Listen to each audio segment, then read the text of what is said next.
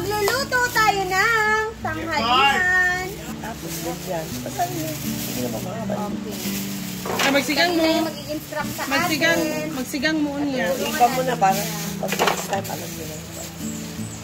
Nag-video ako kita ha, para if ever makabalik ka ng California, mapapanood mo yung sa YouTube. Oo. Ayun. So, grabe yung nangyari kahapon as in. Ubos din talaga yung ulam. Ang lechon, ubos. Since daming kuano kahapon, tatawag niya ito karne, gulay tayo ngayon. Recipe ni Tita Lina to.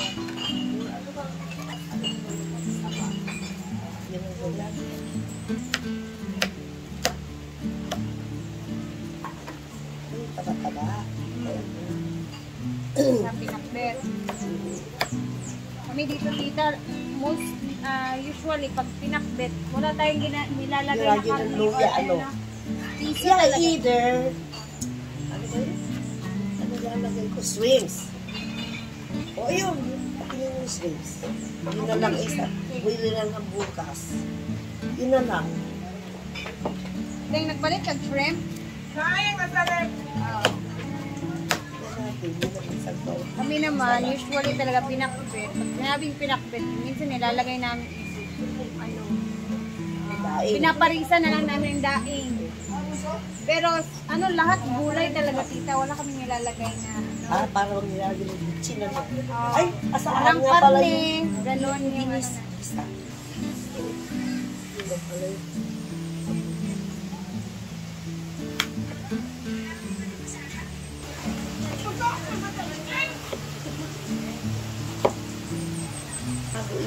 Ayan, merong twist si Tita Lina sa kanyang pinakbet, guys.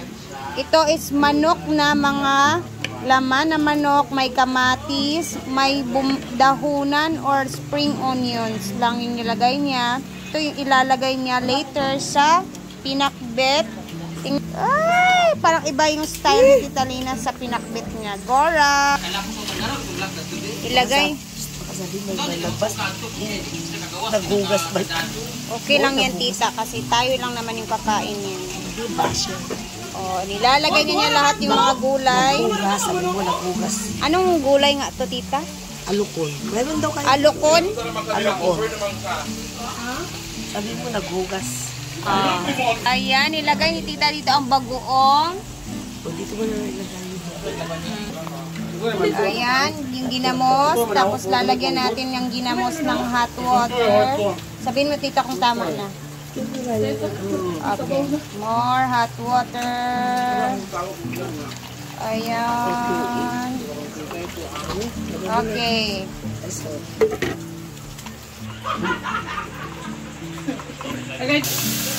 So, lagyan ng ano. Kaya yan. Yung tubig lang yung kukunin ni Tita Lina na ilalagay niya sa ano, sa mixture niya na may karne.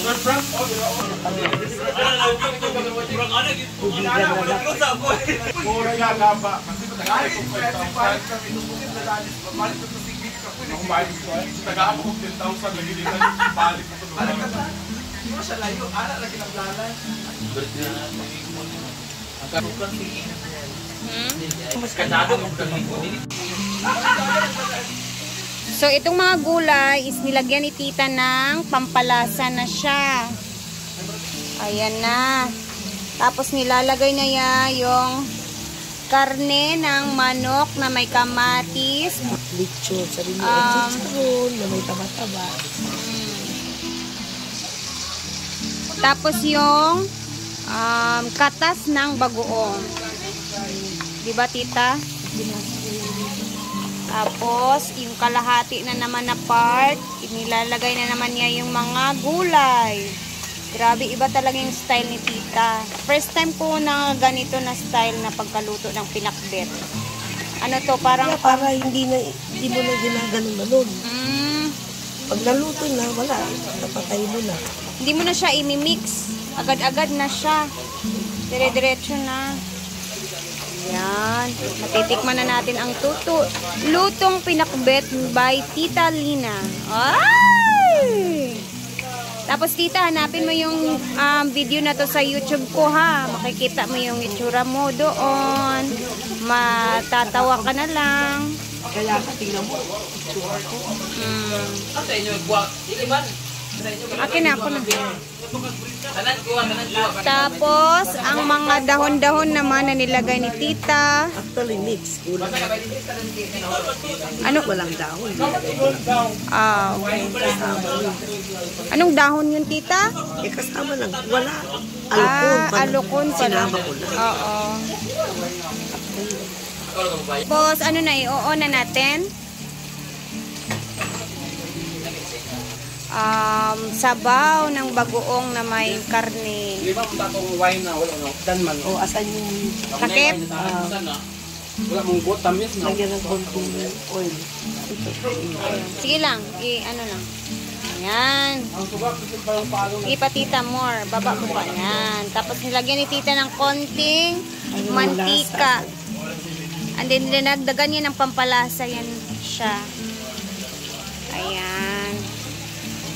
Tapos lalagyan ng tubig na kaunti Tingnan lang. natin.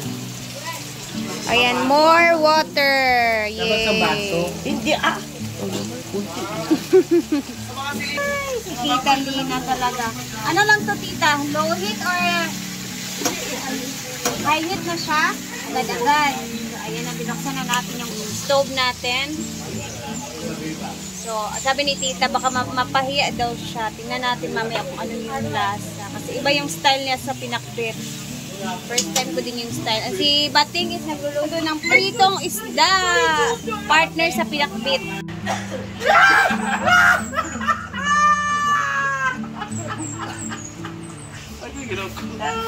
Taba, ginoko ko. Kuya Gaba, ginoko.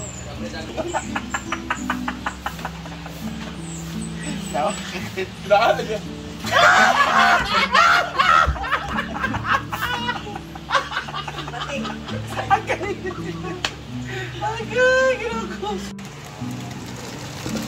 Ayan. Ay, ganyan pala yung itsura niya.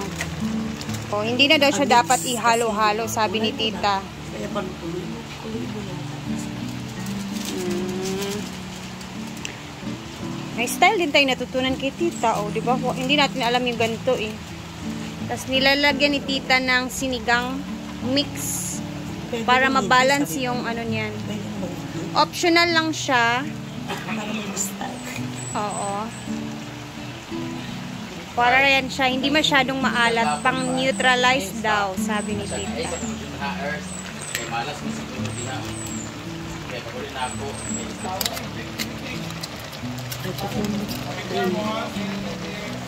So, paano mo siya malalaman, tita, kung tama na? Hindi mo kikita mo pagluto mo. Kaya yung... So, akala ko parang ano mo muna yung tubig niya. Lalo yan, medyo pa. Yung pinakbit sa amin, laging may tuyo man. Kaya nga, di ba, sa mga Bisaya dyan. Tapos lagi naman may dito. Bagoong tapos kay tita. Hindi mo naman ito. Ano na mo? Ay na, chicken. Nagkaon naman ka. Over. Tapar. Asa nagikan? One muscles. Nasubi. Kagabi. Gusto mo ng muscles dito? Nalasing. Dako ulit mo yung muscle. Nagpakpan nga ako si Kwan yung shell. Yung Sa muscle ko nanay pala ni sila. Kwan. What's in your head? Ito ang enak bed naman. Ding-ding! Gusto ko ng kinaswan. Naswan. Hawa. Enak bed. Hawa.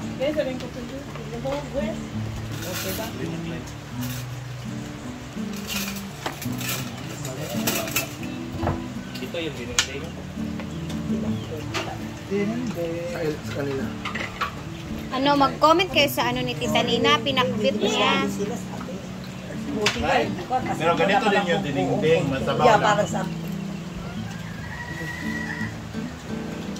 Asan yung ano stands? Dininding. Kagabi. ata. Ano, bakit mo sininter niya?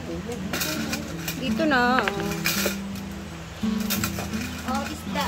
Ay, kita. Isda. Ang anak mo nandito pa. Safe ka.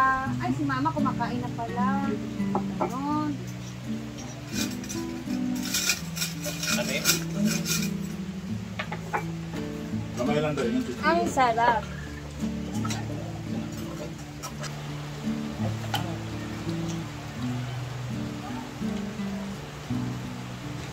Okay.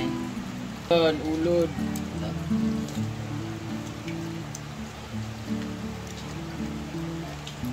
Kuan daw na siya sa kahoy nga dako kayo.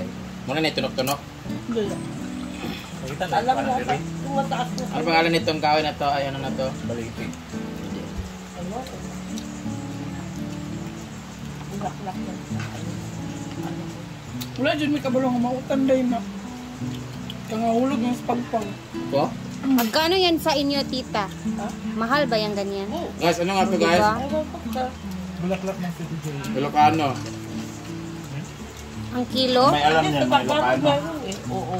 Mahilig. Ngayon sa Manila, nakakalimutan na. Ay.